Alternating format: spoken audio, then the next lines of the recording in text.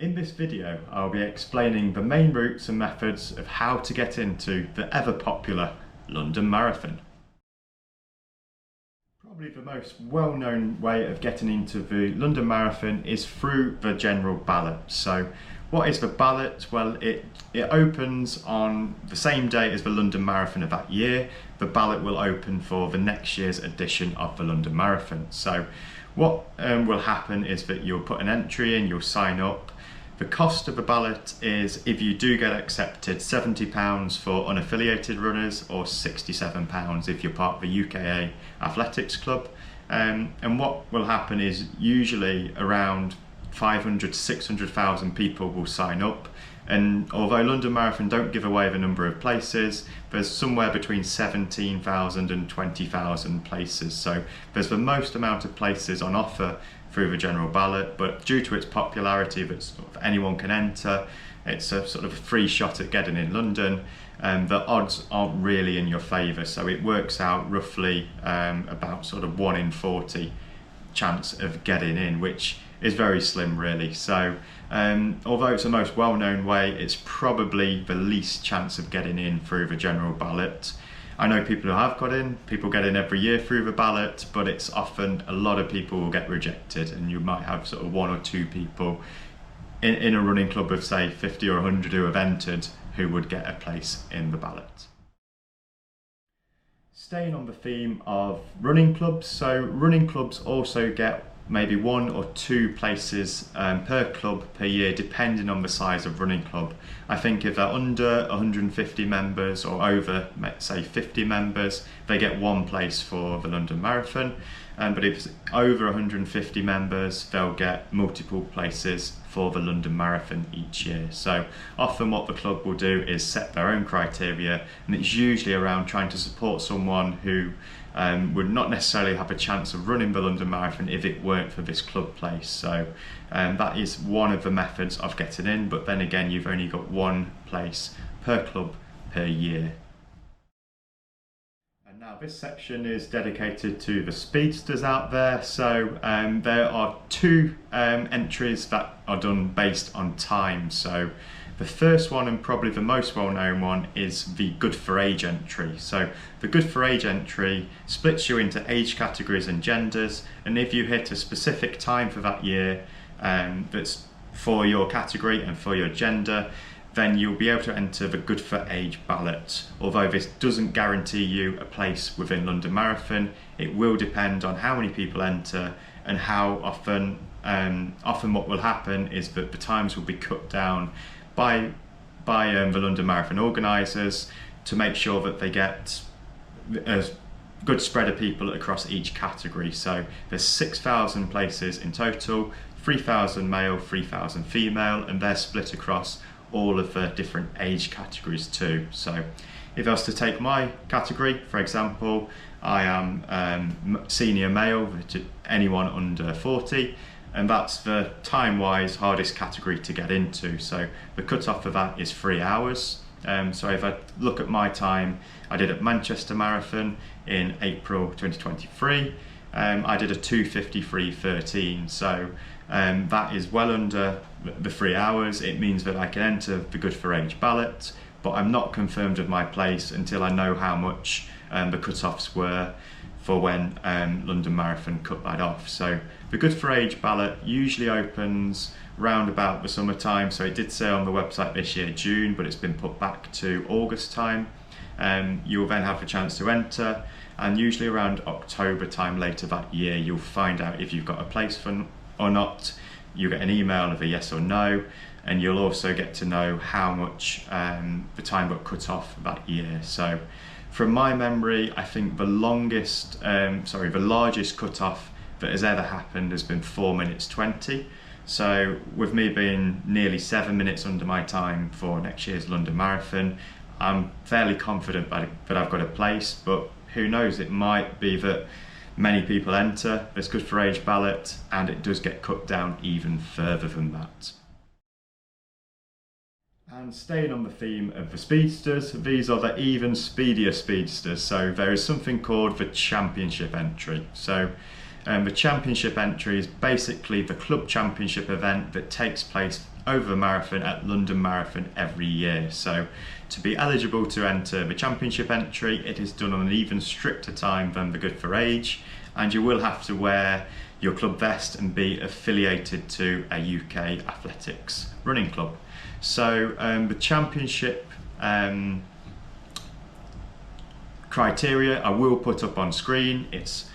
I know for my age group, the male under 40 is around 240, so anything under 240 you've got an instant I'm in London, but anything outside of that you're not able to enter for the championship place. So that's the difference between championship and good for age.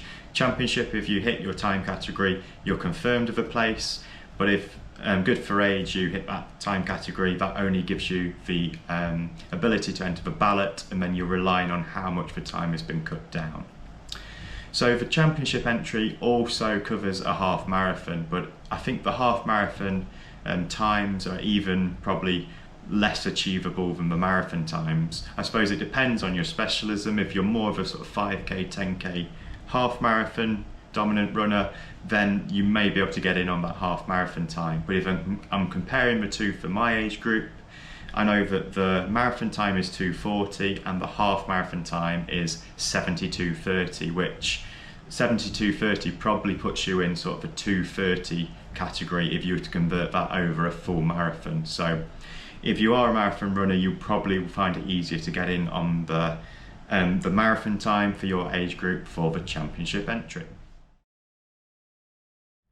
And the final way I'm going to discuss for UK runners, and it's probably one of the most popular methods of getting in too. So this is through a charity entry. So every year charities will pay London Marathon so much money to get a gold bond place to allow so many runners to run in the London Marathon and represent their charity and raise well-needed funds for their charity of choice. So usually, as there are only limited spaces, and these are some of the biggest fundraising opportunities for charities throughout the year, charities will expect that a runner raises quite a significant amount of money. These are usually around £2,000 they start at. You've got to be committed to raising that much money, and a lot of charities will, if you say raise 1,000, they'll want you to meet the difference of the other 1,000 to round up to their minimum target of the 2,000. So it is a really good way of getting in if it's sort of a once in a lifetime opportunity and you know that you've got a lot of supportive friends and work colleagues who will contribute to your fundraising efforts. It's a really good option to get in, and it's also very good and worthwhile to be raising money for charities. It goes without saying that if you run the London Marathon, whether it's a good for age entry, championship entry, whether you're getting off a ballot, you can raise for a charity anyway. So if you are doing it, say, for the first time, I'm sure people would sponsor you to run the London Marathon, as it's well publicised, a well-known event, and it's a great achievement at the end of the day to run that. So the charity route is there as an option. Probably if people don't get in the ballot or if they don't get the good for age time, I suppose another option of getting in is going through that charity route too. Now it's time for a few of my own general thoughts on this entry process for the London Marathon. So it is quite convoluted, quite complicated, but just in my view, I think it's very difficult and very frustrating for people. You'll often find out that they've been applying for the ballot for, say, 10 years in a row, and the odds aren't in your favour to get a place in the ballot, and it is quite frustrating from that aspect. So maybe some things that I think they could think about to change this aspect up is, I suppose one idea is that if you do get in the ballot place for the London Marathon, that you can't then enter the ballot the next year or say the year after that. So maybe you've got a bit of a time cooling off period before you can then enter the ballot again. Or maybe if you've run the London Marathon before, you can't enter the London Marathon ballot, so it gives more people opportunity to get that once in a lifetime opportunity to run the London Marathon. I suppose another thought of mine that I've had is that I suppose to promote maybe other marathons and to promote people getting into running, getting into training, and sort of respecting the marathon distance too is that you could bring in a qualification process where you've got to have run a marathon before you can then enter the ballot. So that could be an idea, and it get more people to go out and run the likes of Manchester, Brighton, the great marathons out there in the UK, to sort of get a finisher's time for the marathon, and then with that you can then enter the London Marathon. I know this is a process that ultramarathon organisers use, that you can't enter, say, a 100-mile ultramarathon straight away. You've got to prove that you're committed to have done a 50-mile and then make the step up to the full sort of 100-mile distance in that example. So that could be one idea, that you're getting more people into the London Marathon experience. And I suppose my other thoughts on this is that I have run the London Marathon in 2021. It was a great experience. I loved every minute of it, and it probably is one of my favourite marathons I've ever run out there. The support is amazing. There's always something to see on the route as you're running pretty much in central London for the whole time. But there are other marathons out there. I know I very much like doing Manchester Marathon. It's dead flat. It's a good opportunity to get a PB.